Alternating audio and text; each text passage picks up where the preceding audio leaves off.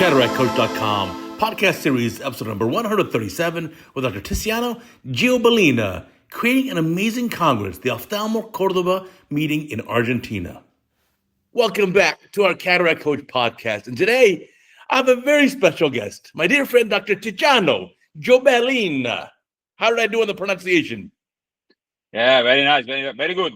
Ticiano Giobellina. Yeah. So you don't do like the strict Italian pronunciation. You do kind of a hybrid Argentinian Italian pronunciation. Yeah. You know that my grandfather was born in Italy. Okay. Near Turin, at the north of Italy. And that's why my name is Ticiano, because my grandfather was born there and my father wants me to have that name. Yeah, but your brother has it easy. Andres is much easier. Yeah, it's much easier. Yeah. Better for him. So tell us all about, I had a great time with you at an amazing meeting that you organized called OftalmoCordoba in Cordoba, Argentina. And it was a really great meeting. And this is from someone like me, who I do 20 countries a year for meetings. Oh, yeah. For me, it's a great pleasure to hear that from you, Uday. You know, you were here about 3 days ago. 3 days ago. Yeah, right. We were eating a steak in the hotel three days ago. We have a very nice meeting. Thank you for being here. We organized 2 symposiums of the best of Cataract Coach that were full house. A lot of young ophthalmologists there. We have a very good time with you. Was a great time with you. And how do you feel here? I really enjoyed the meeting. They had a great energy to it. And what I couldn't believe is this meeting, which was the 8th year you've done it in a row now, is now 800 people participated. 800 people, yeah. That's it. Your meeting's grown. You know that we started OftalmoCordoba. The history of OftalmoCordoba is a little bit crazy, you know, because you have been here in Cordoba. In Cordoba, we have a lot of hills, you know. Here near the city is a lot of hills. And here, the sport, there is a sport that is very popular here, that is trail running, you know. Trail running is to run in the hills. And I practiced that. So I went to a race with my wife, do about, I think, 42 kilometers in the hills, a long race, a very long race. And when I came back to my house, I have a inguinal hernia, you know. Oh, sure. Yeah. I have an inguinal hernia, and I have a surgery, an emergency surgery that night, because it was very big, you know. Sure. So I have the surgery, and the day past the surgery, I have a complication, a very bad complication, and I have to be at bed for 25 days. Oh my goodness. Yeah. 25 days laying in my bed without even walk. I can't walk. So, you know, we are doctors, and we like working, and we like moving. I love sports, and imagine if you have to be 25 days in a bed. What would you do? I would go crazy. Yes, me too. I was with very bad humor, you know. Even my wife did not enter to the room because I was very nervous. Yeah, very nervous. Nobody wants to enter my room. I was alone about 25 days, you know. And wow. I start organizing a little meeting in my hospital, you know. We have 3 hospitals, 3 family hospitals here in Cordoba, and I start organizing at the bed because I was very bored. I start organizing a little meeting in my hospital. But as I was all the day bored, and I was all the day with my computer there at the bed, it started growing, you know, growing, and the small meeting became a congress, a little meeting, you know. That was the first edition of OftalmoCordoba. That edition, we have 100 delegates in the first event. Yeah. It was very nice, very nice. And when we finish, they start asking me the next year, what is the date of the next year? And I don't even know if I'm going to repeat the meeting, you know. We repeat the meeting, and then we have the COVID era, you know. In the COVID, we do 2 meetings that were hybrid. We were virtual meetings. We don't have people in the meeting, and we became very popular because it was very nice meeting.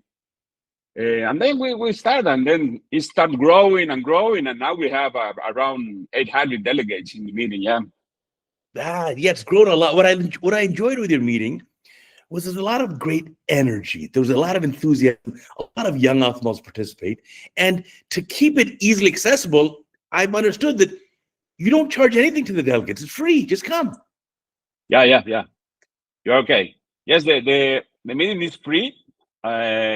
It was always free, and we sponsor the meeting because of the companies, the industry. Sure. We sell the stands, the booths for the industry, and we have money for them, but the doctors do not have to pay, and residents don't have to pay even. Yeah. We are like a special, like a club of friends, Right. That's why the good energy. Right. No, I really had a fantastic time. Plus, the way it was done was so professional. Like the lighting was so good, the stage setup. You even had a photo booth to take photos for online stuff, for social media. And I also enjoyed, because I speak some Spanish, but not too well. I like that you had simultaneous translation, boom, the whole time.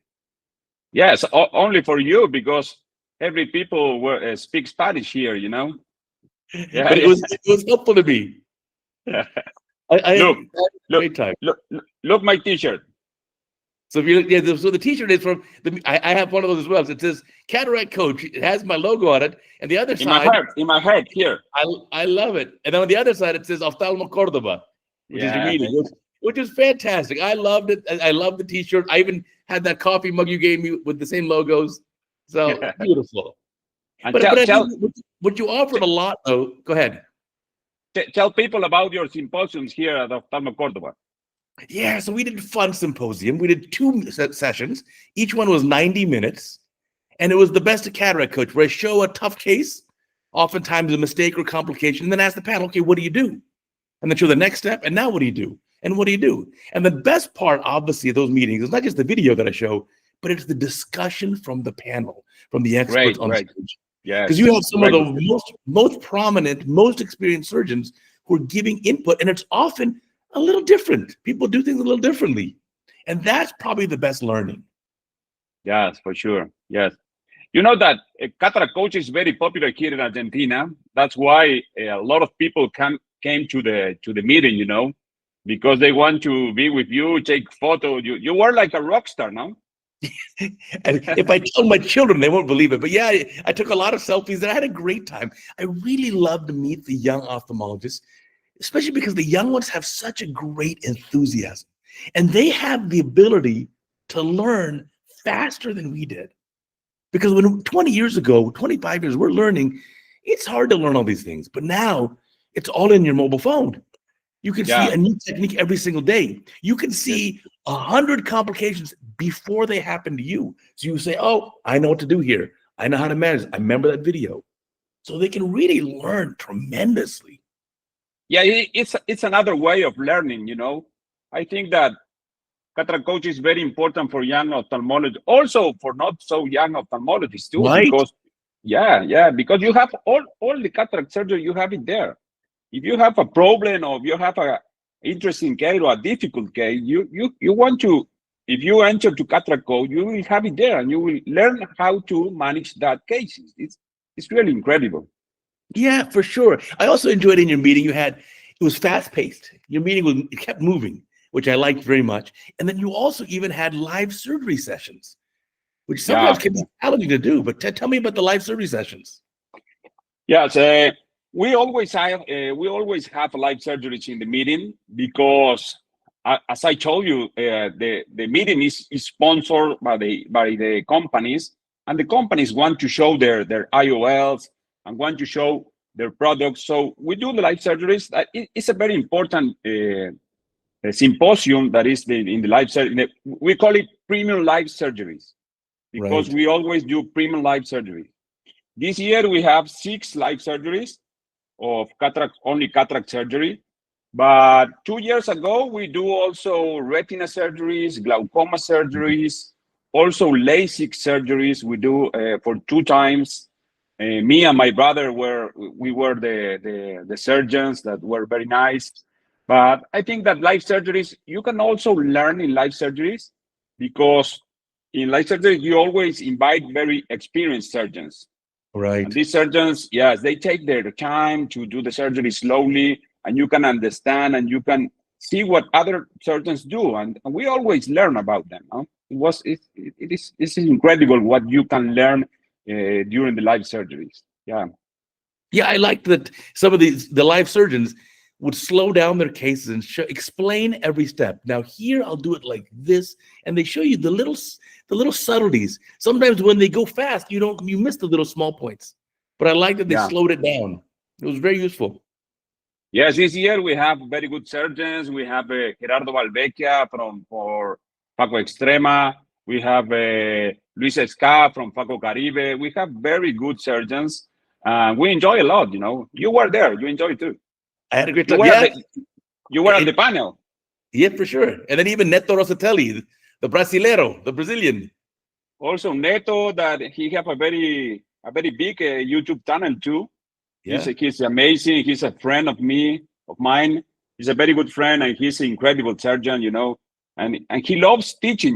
As you, yeah. he loves teaching, and the young ophthalmologists notice that, and that's why people wants to talk with him. They email him. They send messages to him. They enter the YouTube channel because he inspired the young ophthalmologists as you. For sure, for sure. I think it's a great meeting. I'm certainly looking forward to coming back. And if you're an ophthalmologist anywhere in the world, you can certainly attend the meeting. But especially if you're in Latin America and South America, boy, that's a great meeting. It's totally free. Just show up, register in advance. I highly encourage people to check it out. You are going to come for 2027 for That'll be your the 10 10th year. anniversary. Yes, the 10th anniversary. So you're invited. You're going to be our guest of honor. Oh, you're very sweet. I would love to come. But this time, instead of just coming for 2 nights, I'll have to come for like 10 days and just enjoy a little bit too.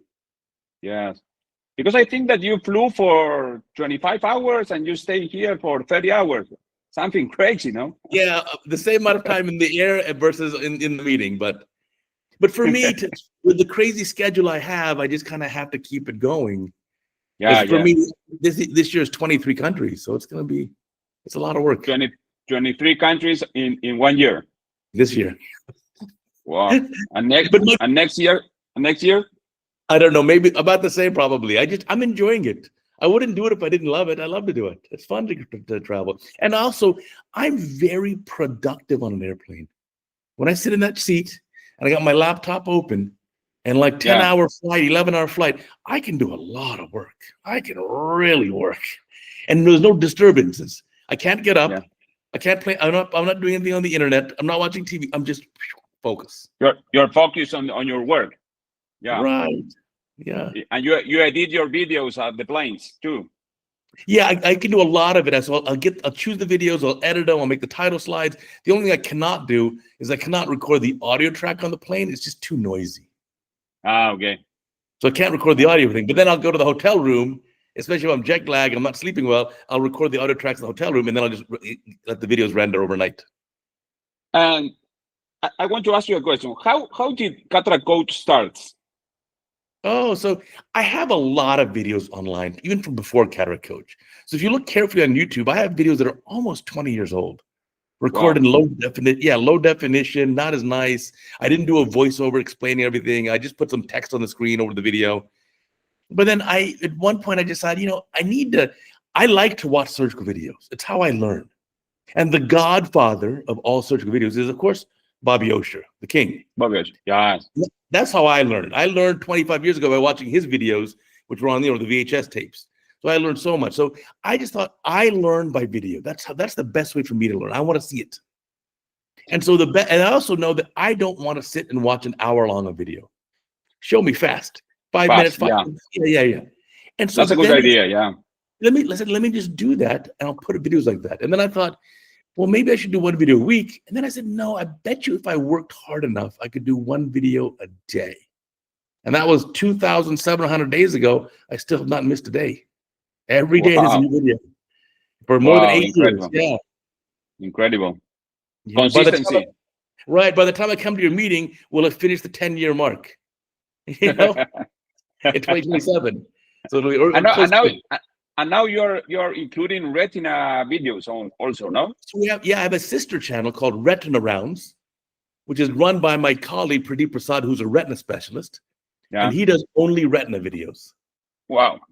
So so now we got, and then cataract coaches, it's not just cataract. We do over glaucoma, cornea, refractive, anything anterior segment is what we're covering there.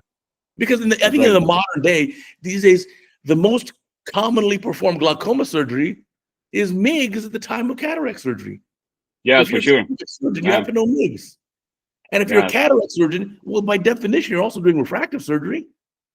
You're doing lenticular refractive surgery. Maybe you can learn to get into also keratorefractive surgery as well, corneal refractive surgery. So I think it's all kind of the same spectrum that we all should learn all of this, all the anterior segment and then posterior segment. The only thing I don't have is I don't have strabismus surgeries or orbitotomy oculoplastic surgeries. Too long. Not yet. Well, maybe, or maybe I have to find someone to do it. The hard part is finding someone who's going to volunteer to make the videos. So that it's obviously it's a lot of work. But I think, again, your meeting is fantastic. I'll put a link down below in the description. If you're listening to the podcast or you're watching this video down below, there'll be a link for OftalmoCordoba, and I definitely encourage you to check it out. It is a fun meeting. Plus, in Argentina, boy, that is the best steak. It's very different than U.S. Yes. You like the steak because we ate a steak in the hotel. The only night that you stayed there, we have to eat it quickly with my friend Germán Bianchi. Yeah, your friend too. Yeah, he's a great guy as well. Great guy. But I liked how collegial the meeting was, because even on the panels, everyone was just kind of like good friends.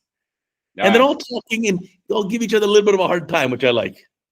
You know that when I started OftalmoCordoba, I was alone with my brother. But I was like the head of OftalmoCordoba because as I told you, I do the OftalmoCordoba in my bed. But then Noé Rivero joined me. Then Germán Bianchi joined me. Then Hugo joined me. And now we are about 40 doctors working together. We are a very big group. I am not alone. We are a very big group of friends that we work all the year for the meeting. And that's good because we discuss about the meeting. Also, we discuss about our own clinics. We talk about our clinics, not only the meeting, no, because we discuss about the meeting. Because here in Argentina is very typical that we have our own clinics. I don't know if in the United States it's the same. Because here we have, for example, in my case, I have my family clinic. So we have to discuss about how to manage people, how to manage doctors, and we have fun. We have a lot of fun. Yeah, in the USA, it's changed quite a bit over the last few decades. It used to be the majority of ophthalmologists did a private practice, private clinics. Okay. And then now I think in the US, it's slightly less than half do private clinic, maybe 40% do, I do a private clinic. And then the remainder, 60%, will either do a big group, a big hospital, work for them as an employee, or maybe work for an academic medical center. But it's changed in the US. And what's the difference between the private and not private in the United States? It's difficult to be a private doctor, a private surgeon? I think they each have their own challenges. But yeah, like you have to run a business also. Yeah, yes. So you have to manage your employees. You have to manage. There's a lot of things going on that you have to run as well, not just be a good doctor. But if you're working for a big group and you're just the employee, then as a surgeon, a physician, you can just obviously do only patient care. Yeah. But I think I like to be my own boss. I like to do what I want to do. I like to take time and travel. If I'm going to do this, I need to have a schedule that I can change as much as I want. Yes, me too. Yeah, you can manage your time. You can travel. You can have your hobbies, be with your family. It's different when you are the owner of the hospital. Here in Argentina, we have the private system and we have the public system. The public system is owned by the government. The government have the public system that is free. People do not have to pay for cataract surgery. When I was a resident, I studied here in the National University of Cordoba, medicine, and then I traveled to Buenos Aires. I do my residency in the Santa Lucia Eye Hospital. There is a very, very big hospital, only eye hospital, very big. Oh. Yes, we have about 400 doctors working there. Very, very, very, very huge hospital. Yes, but people can go to that hospital for free.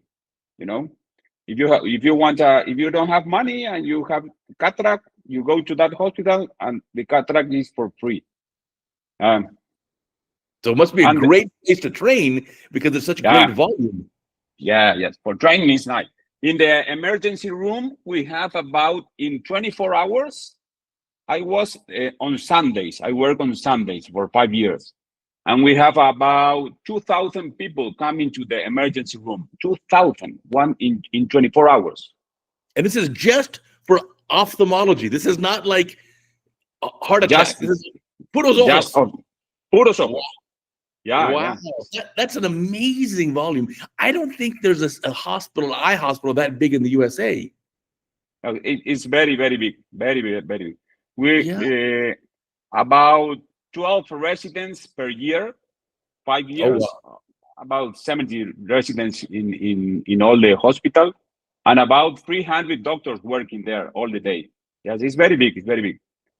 And that is the public system here in Argentina. Is for free because the government pay for the patients. Also, many people are coming from other countries near here. You know, Bolivia, Peru, Chile, Uruguay. Yeah. They come to Argentina because here the medicine is free. You know, and they come here and they can be treated for free. Now, so even people from other countries can be treated for free. Yeah. Wow. Yeah. Also, in Argentina is something crazy for you too, because also here, for example, in Cordoba, here in my city, Cordoba is the university city of Argentina. We have a lot of universities here. Okay. We have big universities. Almost all the young people from Argentina came here to study. You know, for example, my university was free. I don't have to pay. Wow. Yeah. That's a big difference. Well, in the US, boy, in the USA, nothing is free. Universities are crazy. I know that. Crazy expensive. And medical school also in the US. In the USA, I'd say your average private medical school will cost, if you include tuition plus living expenses, at least $90,000 per year, maybe even a little more. So it's crazy numbers. That's for 4 years. So we have so many of our residents who they finish medical school and they have $300,000 in debt or more. Wow. Now here you have universities that are for free, and then you have the private ones. You know, we have a lot of private universities that you have to pay for sure. But the national university is free. It's different. It's very different. Yeah. Yeah. Here, also, even in California, the University of California, which is owned by the government, it's still going to cost you about half that much, at least. It'll still cost you $50,000, $60,000 per year to be part of it, even though it's owned by the government. Yeah. It's very expensive. Very, very expensive. Right. So yeah, in the US, unfortunately, then a lot of the young doctors are starting off kind of already in debt. They're not even starting at zero. They're starting off so much negative. Oh, wow. Which makes it a challenge, right? They've borrowed money to attend medical school, or even before that. Because in the US, we're doing, after age 18, let's say, you do 4 years of bachelor's degree at university, then 4 years MD degree. Yeah. And then after that, residency for ophthalmology is 4 more years, and then fellowship 1 or 2 more. It's too long. Now the young people want to be TikTokers, YouTubers, you know, something fast. Yeah. They earn money faster, you know. For example, here, the medical school, there are 6 years. Okay. Then the residency, 5 years more. So you have 11 years for being an ophthalmologist without the fellowship. Mm. If you are doing a fellowship almost 1 year more, you have 12 years without earning money, you know. It's too long. Right. Yeah. So it is a long path, and it kind of makes you wonder, how will this change in the future? Because one of the challenges is the young people have to learn everything that I learned 25 years ago, plus all the new stuff that was developed and we discovered in the last 20 years. You have to learn that Yeah, also in the same amount yeah. of time. And I don't know if you agree with me. Young doctors didn't even read books. They Right. don't like books. Yeah, but to be honest, I agree with you. But part of it is there are other ways that are learning that are better. Yeah, different, a different way. Yes, It's a yeah. different way of learning, right? Everything is changing too fast that we have to be open mind. We have to be open mind for young doctors to learn because I have residents. I love teaching residents cataract Mhm. surgery, and I also teach LASIK surgery and cornea transplants. I love teaching. And now I think that the residents, when you are doing the surgery, they already see your videos or other videos, and Yeah. they understood more easy the surgery than Right. us. Yes, for sure. Yeah. For Mm. sure. And there's so much learning I can do. I can read about a posterior polar cataract and I can Yeah. understand a little. But if you show me 10 videos, including the That's all. complications, I'll That's learn all. even faster, right? Yeah. Yeah. And what So you see in a video is different than when you are reading, because the visual is different when you are seeing a video, and the learning, I think, is more easy when you're seeing videos. So that's why I think you're so popular now. yeah, I mean, part of it too is you have residents who get great training, great training. When you were at Santa Lucia Hospital, you had great experiences, so much volume. But there are ophthalmology residents in other parts of the world who actually can do their whole residency and do very little surgery. Some Yeah, places even zero surgery. yeah, And so I think so one of the goals for CataractCoach is I want to equalize surgical education worldwide. So no matter where you are, I'll teach you all the secrets. I will hold nothing back. I'll tell you everything. Here's exactly how I do it. And therefore, even if you're in a place somewhere else on the planet where you don't have such great training, you can still learn on your own. yes. I agree with you.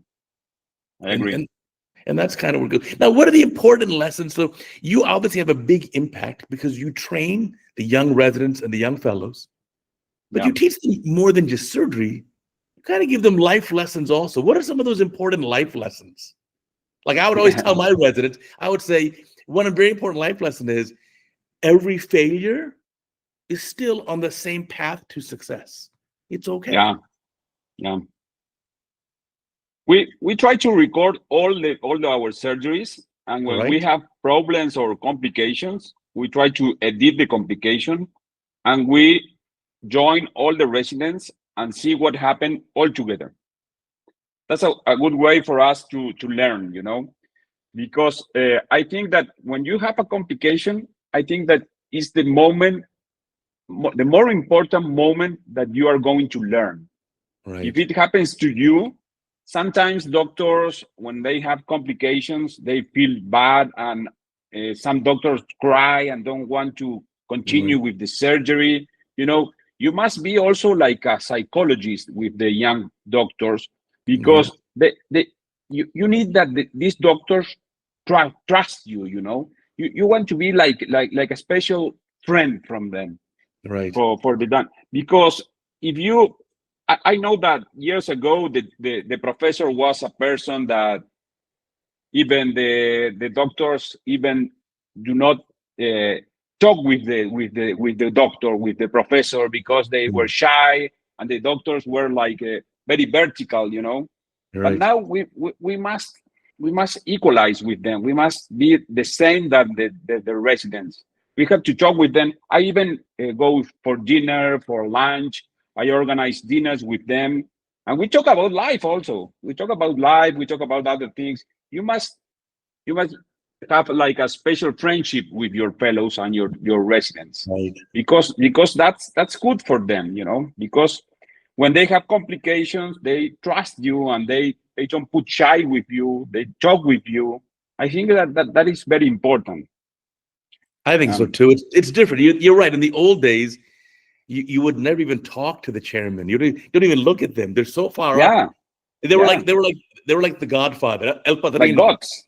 Yeah, Yeah. yeah, yeah, And it was, but now it's a lot more collegial, and I think faculty like you are so much more approachable, and so the young residents really can, I guess, get more out of the relationship. Bond with you better. You can teach them a whole lot more. But yeah, I think some of the important lessons. I think probably the most important one for young surgeons is that imagine your goal is to be good at tennis. Well, yeah, if you play every day, you're not going to win every match. You may lose a few matches, but yeah. even the match where you lost still made you a better player.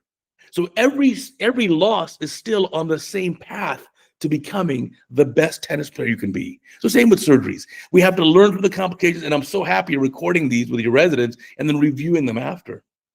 Yes. I also think that in the COVID area, when COVID starts, we started with the webinars. You remember, every people organize webinars and webinars and webinars, and every people were at home, and people learn a lot in those days when we were at home. Here in Argentina, we cannot go to the road that was in your house. We have to stay at home. We doctors, we can go out, but most people have to stay at home almost 1 year. Was very long. And in Wow. those days, we have a lot of webinars, webinars.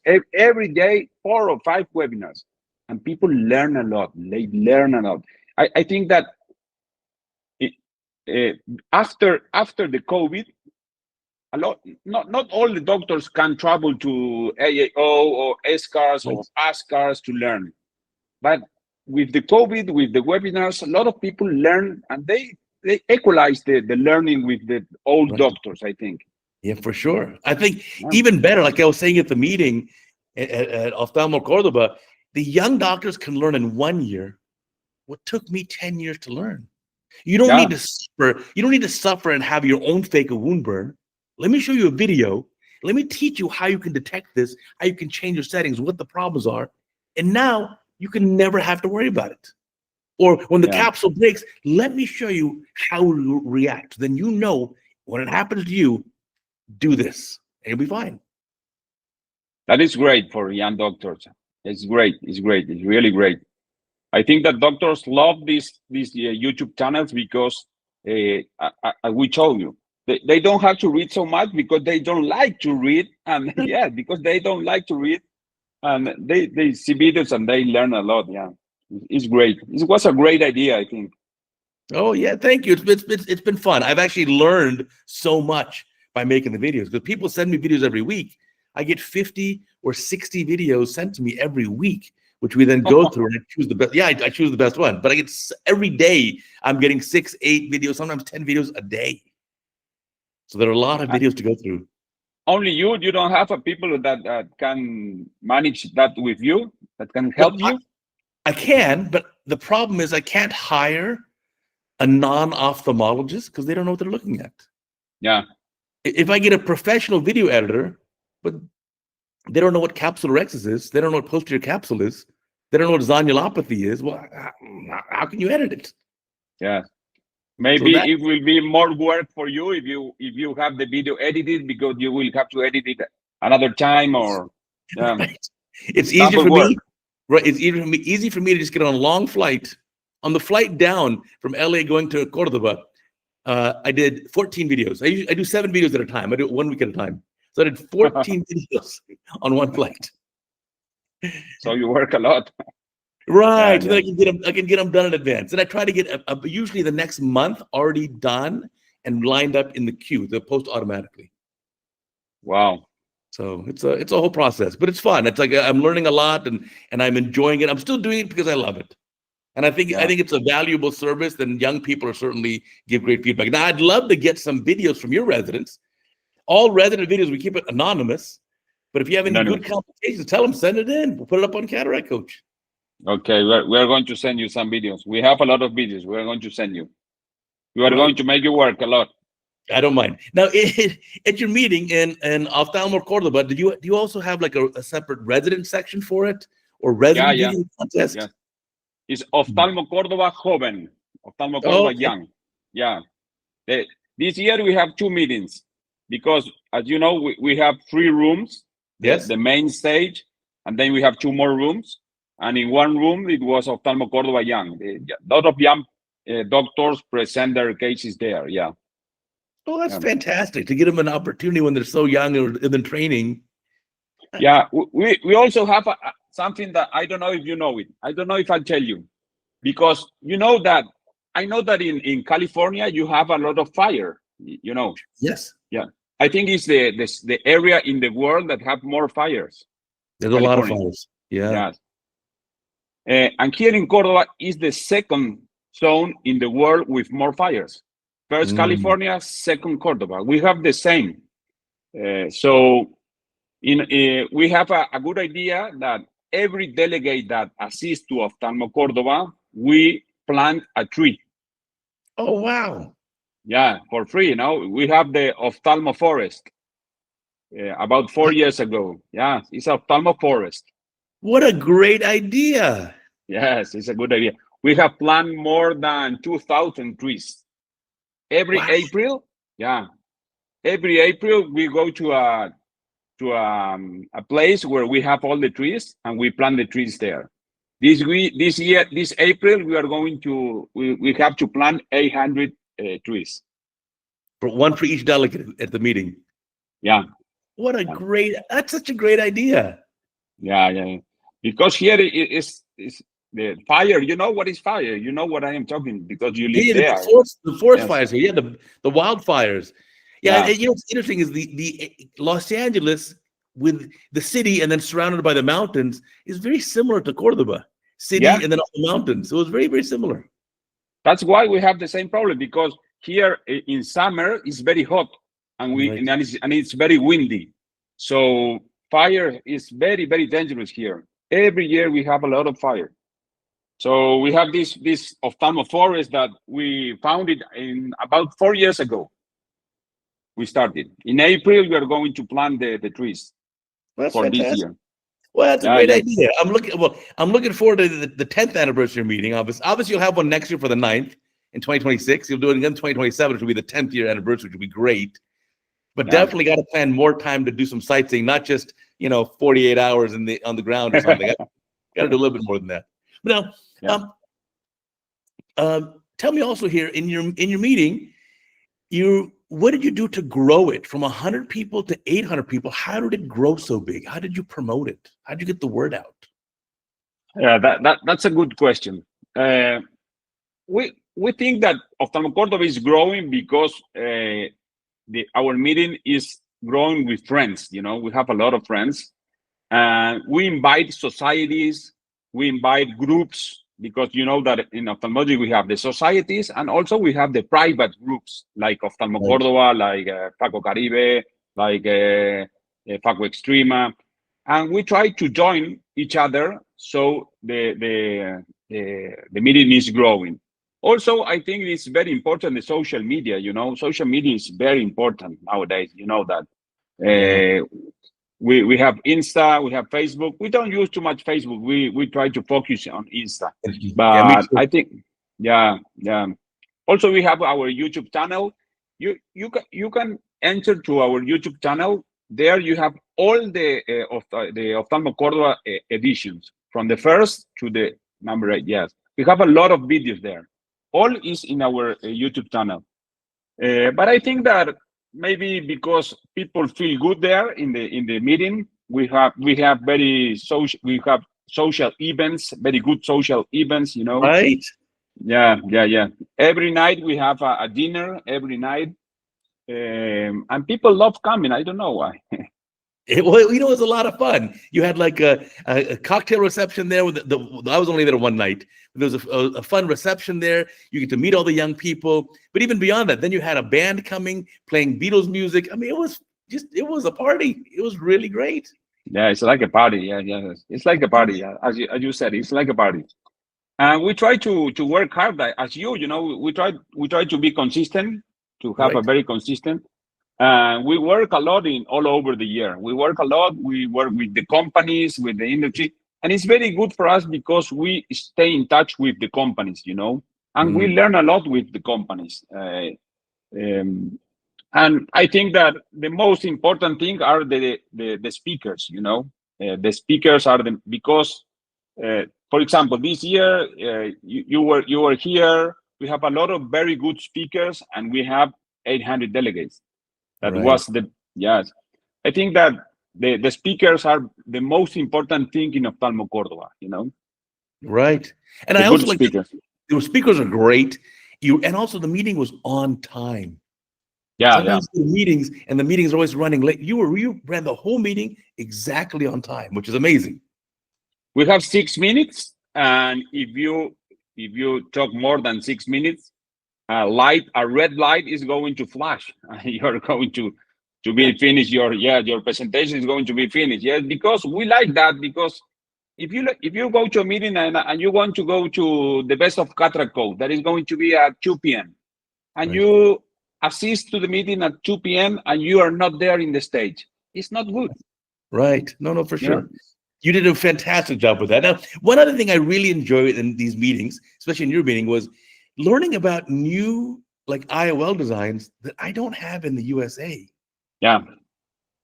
You know that in Argentina we are very lucky because here in Argentina we have all the companies arrive here first, because we don't have restrictions, because our FDA is very light. Oh, it's very easy. So, for example, now I am using a new IOL from a company that is from Spain, and we start doing a work with them. And even in Spain, they don't have the IOL, and we have it here. Yeah. I was really impressed. Even in the live surgery, it's like, whoa, I haven't even heard of this lens. You had some new lenses. What was it? The intensity lens. I don't have that one. They're new design lenses that we just don't have in the US. I guess maybe the FDA is too strict. Yeah. You in the FDA is very strict. So you have BBD or also Panoptics. But three light surgeries were sponsored by Alcon, for example. Right. Alcon here is very big. In Argentina is very big. We use those IOLs a lot, but we can choose what we like. We can choose because we have a lot of IOLs here. Yeah. Right. So with that said, what are your favorite choices these days? What are you using? Or you use a little bit of everything? No. I'm using in trifocality. I am using Panoptics. Yeah. Yes, for a long time. I don't like BBD too much. I don't like it too much. For monofocal IOLs, we use also Alcon IOLs, the IQ, Acrysoft IQ. Clarion now it's Clarion. For EDOF, I am using the Medicontour, the Elon from Medicontour. Yeah, we don't have that in the US. Tell me a little about that lens. I don't know anything about it. The lens is really great. You know that because you don't have halos, you have a very good far vision, and also intermediate vision. And if the patient is a little bit myopic, 0.5 of myopia, they also read, So it's an EDOF IOL, but you can also read and without the photopsia. It's very nice. I love it. I start using this IOL about 6 months ago. Okay. And now I am using in every patient that is for an EDOF IOL, I'm using that IOL. Very good. So it's probably maybe at least 1.5 diopters of range, maybe more? Yeah. Maybe a little more. I think it's 1.75. Wow, that's pretty good. So if you leave them a little myopic, they can have the equivalent of +2, 225 reading, which is fantastic. Yeah, J1 or J2, they can read. Yeah, it's very good. It's very good IOL. I used to use the iHands from J&J, but I like it. I still use it in some patients, but the intermediate and near vision is not so good. It's not so good. That's why we prefer the real EDOF IOL. The Medicontour Elon is a real EDOF. It's not a monofocal plus. It's an EDOF IOL. Right. Plus the other thing that sometimes we have to take into account is pupil size. Yeah. So a lot of times these patients with these smaller pupils already, they're going to do great because they're going to already have a much wider depth of field or depth of focus. Because they have small pupils to begin with, as opposed to we got patients with larger pupils. You just know they're going to have a very short depth of field. Yeah, that's right. That's right. Yes, I think that the pupil. I think that all these kind of IOLs depend of the pupil. All the IOLs. For sure. And I think sometimes we make the mistake of not paying enough attention to the pupil size. Because the pupil size is pretty important. Yeah. Very important. I had a patient come in recently who had surgery elsewhere with trifocal lenses, but she has 2 millimeter pupils all the time. So you're not even using the rings. A pinhole. Yeah, she naturally has small pupils, and then it doesn't matter. Whatever rings you have on the lens, you'll never even use them. You'll never see them. Yeah. So I think that nowadays we have a lot of choices. We have a lot. I think that all the IOLs are okay. I think that we have a very, very good area of IOLs because we can choose a lot of IOLs, but we have to choose the right IOL for each patient.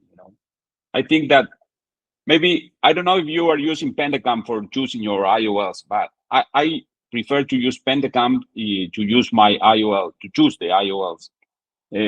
So I think the aberrometry of the cornea is very important also for choosing the IOLs. Yeah. No, I think as we get more and more choices, the trouble becomes the paradox of choice. If you have 50 choices for IOLs, well, gosh, which one do I opt? Difficult. Yes, it's difficult. It's difficult. That's why we choose only 3. Yeah. We don't change a lot of times the IOL. We have 3: the trifocal, EDOF, and monofocal. Also, I have the IQ from Alcon and the SA60. Sure. The spheric IOL. I use it a lot. For me, it's a very good IOL. But we choose for our patients. We choose those 4 IOLs. Yeah. I think we're doing something very similar. It's just that I have more restrictions. I have fewer options for IOLs in the US. We're a little bit more restrictive in that regard. But I think certainly, I think more options are better. You're using the 3D for surgery?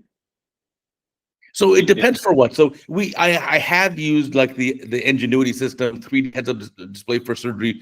I use it for many years, but I now mostly just use the oculars of the microscope. But as you know now, with the robot company, you probably saw the video of me doing the robot surgery. That obviously is with 3D glasses and a 4K 3D monitor. But I think I'm happy to do either way. It doesn't matter to me. Yeah. And how is the robot? What do you think about that? Well, I have my own biases. I'm obviously heavily involved with the company in both a consulting role as well as a advisory role and as an investor. But I think it was amazing. It was just I think we have to give it a chance. You may be surprised at how good it can be. Wow. You may be surprised because there's certain things that, remember, we can't win as humans, like reaction time. Yeah. Or the robot can see as a real-time OCT. I can tell you exactly where the capsule is at any given time. Even when I did the robot surgery, I could make a groove in the nucleus, and I'd look at the OCT and say, oh, that's 80% depth. I can see right here. Wow, you don't amazing. have to guess. You just tell as you're doing it live. Oh, let's do a little bit more. Okay, here, 80% depth. Or when they put the one patient had a smaller pupil, put the lens in the bag. Did it really go in the bag? Let's look at OCT. Yup, lens in the bag. You can tell. And you're using the robot in all your cases? No. We did a clinical trial about 2 weeks ago, and we did that outside the U.S. Okay. And so in the USA, it's not FDA approved. It's just purely investigational. It's just basically in development. But I think eventually we'll have all this here. Remember how many decades ago they told Charlie Kelman he was crazy for phaco? Yeah. You know that in our hospital, we have Pento. We have the CMR-ZA Pento. Okay. And I love Pento cataract. I love plaques. I love it. Because for me, it's very, the consistency in the capsulorhexis, in the incisions. Here in Argentina, I think that we have around 8 or 10 Fentos. There are not too much Fentos, but I love Fento. I think that the robot is going to replace the Fento. I think so too. And Uh, you have 8 or 10 in our surgery center in Beverly Hills. The one surgery center, our private center, we have 3 femtos. 3 Phantoms in only one. Yeah, I love Phantom. I love Phantom. For doing flaps, I think is incredible. For Oh, for doing LASIK, for sure. for LASIK is incredible. I do a lot of refractive surgeries. I do a lot of LASIKs. For the cost, for the patient cannot afford the femto, I do about 70% of my cases with microkeratom and only 30% with plaques. But in cataract, I do almost 50-50, 50 Wow. flax and 50 manual. And for cutting I am a cornea surgeon. Sure. I was training in Italy with Professor Massimo Busina. I was there for my fellowship in cornea.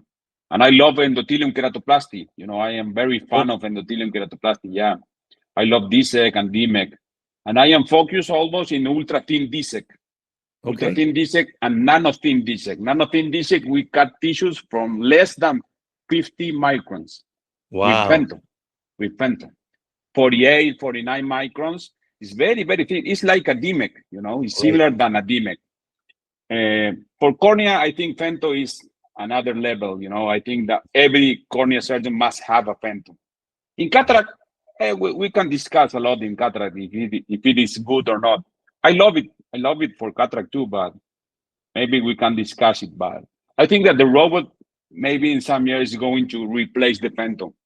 I'm sure of that. Yeah, I think so too, because you'll end up seeing. So for me, it's funny. Femto use is different. For my LASIK patients, I'm 100% femto for the flap. 100. That's good. The last time I used a microkeratome was maybe 2 years ago, 3 years ago. I can't even remember when I used it last. Wow, so you're lucky. You're lucky because I don't like microkeratome, but I have to use it. You know that the noise of the microkeratome is not nice. You know, yeah. When you are passing the microkeratome, it's not a good noise. With the femto is very nice. I love femto for flap pad. But we have to use it because of the cost of the femto, you know.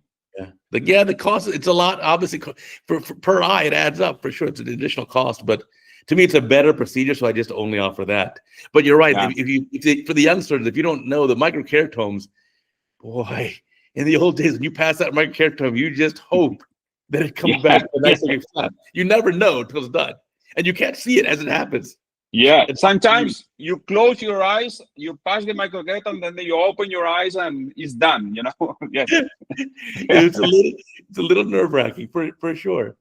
But you know that when I was young, when I was a resident, my mother bought the first LASIK machine in the hospital, you know. And we have only one surgeon that was a friend of my mother. And that surgeon do almost all the LASIK, but he was bored and he don't want to work. And he told me, you have to come here. I'm going to teach you, and you are going to do all the LASIK in 3 months. You are going to do all the LASIK. We have a high volume, around 200 per month. You know, 200 LASIK per month, 200, 250 per month. And I was resident of first year or second year. I was starting my second year. I was doing trauma surgeries, pterygium surgeries, and I was a LASIK surgeon, you know. I have to do it. I have no choice. Right. Well, but I love it. I love it. Yeah, good way of learning. I mean, certainly. It's interesting though. My practice is a little bit different. Mine probably at least 90% IOL surgery, 10% keratofractive. So mine's everyone's obviously a little bit different here, but no, I think it's neat. I think the same way that if you look at, we're talking about robots, look at keratofractive surgery. Do you ever want to go back to radial keratotomy? Never. Right? No. But so now when you do trans PRK, what do? You step on a pedal? Even you do femto LASIK, okay, they go under the femto, you make a flap, you go to the excimer, you lift the flap up, you do the ablation, put the flap down. What did you do? So I think with robots, we'll get the same way with cataract surgery. Yeah. I agree with you. Yeah. I think it's how many years do you think that we are going to be doing surgeries with that robot? How many years? It's hard to predict these things. Hopefully within 5 years, maybe less, maybe more. Who knows? So we are going. we are going to watch this video in some years, and we are going to notice if we were if your choice was okay. Yeah, well, I guess we'll find out. But I think it's certainly coming, and it's just going to get better and better. Remember when iPhone 1 came? I thought, God, what a clunky thing. I was still using a BlackBerry. I said, I like my BlackBerry more than the iPhone 1. And now iPhone 17, that's like a different world. You just can't believe it. So I think this will go the same way. Or even look at phaco machines. Look at Kalman's first phaco machine. And now look at the new phaco machines. Unbelievable. Unbelievable. Yeah, the engineers that we have in ophthalmology are geniuses. And we are just so fortunate to have such great engineering. Yes. I don't try the Unity now, but I'm going to try it in some weeks. I think it will be a big change or not. The Unity from Alcon. So I've used the machine. I don't have any consulting or financial relations with Alcon with regards to this, but I found it worked really well. And I was surprised that when I did brunescent and dense white cataracts, it was half the energy I thought it would be. Wow. Like normally I'm doing a dense case, and I would say in my mind, this is probably going to be a total energy CDE of maybe like 16, right? And I look at the machine, and it was 8. Wow. And I did another dense cataract. I said, okay, CDs, my guess it's going to be like 20. No, it was 10. Wow. So it was about half. And then the next morning, both those eyes had clear corneas. So I was like, wow, I was expecting a little corneal edema, so much phaco energy, but they had clear corneas. So I was like, wow. So I think, I mean, the engineers are doing amazing things. Also things like temperature sensors. You won't be able to do a phaco wound burn, hopefully. Yeah.